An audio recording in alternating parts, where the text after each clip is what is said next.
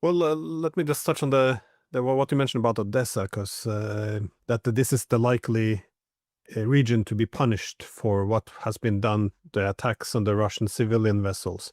Obviously, Odessa would be the key maritime city or coastal city of Ukraine on the Black Sea, and so it makes, just from a strategic perspective, it kind of makes sense to retaliate against Odessa, that is his ports.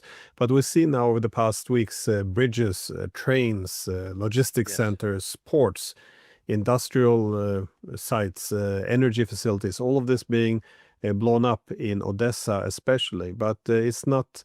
But in terms of a possible long-term solution for the Russians, if they perceive that the Europeans are not going to accept the new status quo, that we will fight another day, it would make sense for Russia to consider seriously the conquest of Odessa. Do you think we're moving in that direction?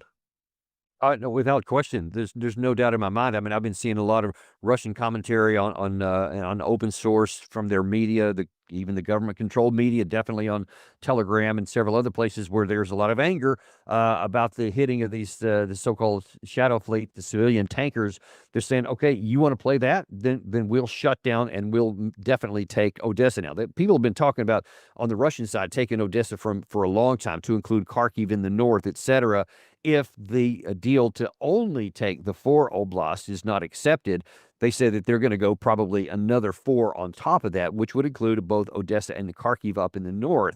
So that already existed. And when you see continued provocations and pokes like this, but now escalating and advancing this to literally and physically attacking civilian ships of this fleet here, which had not been done up to this point. So why, when we're trying to get this war to an end, are we trying to find, even under your definition in the West of Keir Starmer's, just and lasting peace and all this, are you going to now accelerate and expand, we on our side, into a new realm of fighting, when you know that the likelihood is that that's going to put Odessa back in the target? And as you just said, even just in the last 12 hours overnight, I saw right before coming on your show here, there were 3 more bridges in that region that were hit, a lot with drones and some other kind of targets.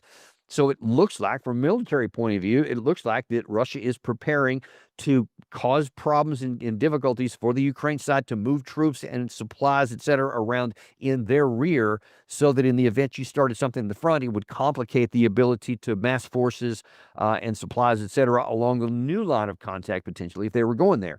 I don't know they're going to, because they've been hitting stuff in the past and it didn't result in that, but that is nevertheless happening in one potential possibility for what they're going to do. And who knows if that's what Vladimir Putin's talking about. He did say in an earlier year-end kind of question and answer period today, implied that bigger things were coming before the end of the year.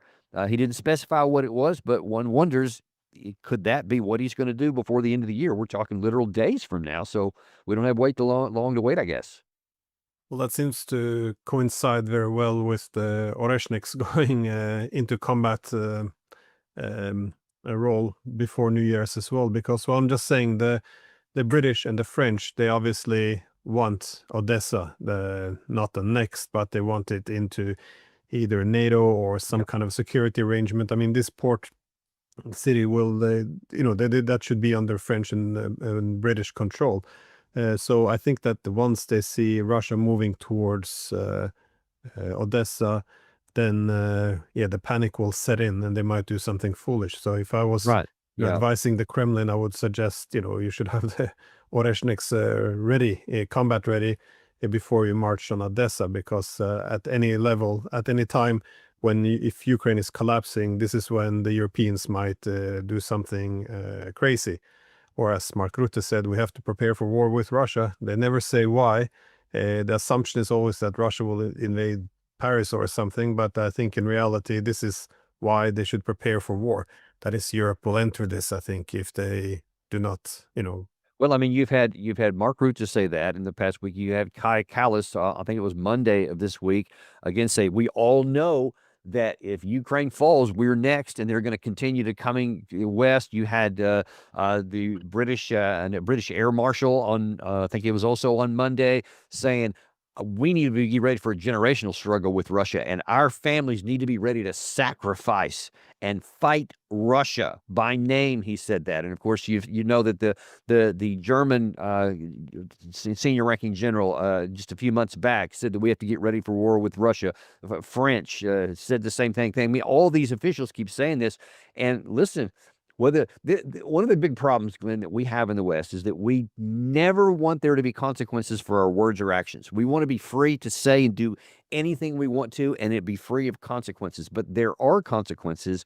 And when you have all of these senior officials throughout the entire Western alliance continue to use such strong provocation words of war against Russia, not even being coy about it, direct, it's going to have a consequence, especially when you see the Germans now moved a combat brigade into the Baltics, et cetera, and talking about possibly doing more. It is going to generate a response. And when the Russians see you're actually taking actions and supporting now this attack on the fleet, supporting these long-range strikes into Russia, all this, I mean, at some point, they're gonna take some action here, and we just don't know where that's gonna be. I suspect that Russia will bend over backwards to not initiate anything, but there's limits to all the provocative actions and stuff that keeps happening, and we'll see. I guess I'm just worried about it, and worry a lot about it that everyone will be a loser. Russia, Ukraine, Europe, everyone will be a loser if there's any kind of conflict, even if it stays conventional. And I pray to God we never get to that day. I very much agree.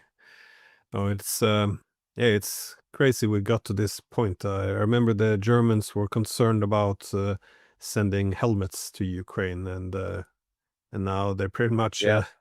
back to Little their more since then. old ways. Now, well, let's hope it's yeah, they won't this crisis won't spiral out of control now before New Year's, and well, until then, yeah, have a great holiday or Merry Christmas. But no, this is as you said, I think the main problem here is we lived for too long in the unipolar moment. That is the time when wars is something that happens far away. Any mistake can be, and the cost of this mistake can be absorbed, and no, and our language doesn't have any consequences. So I think yeah, this is coming quickly to an end.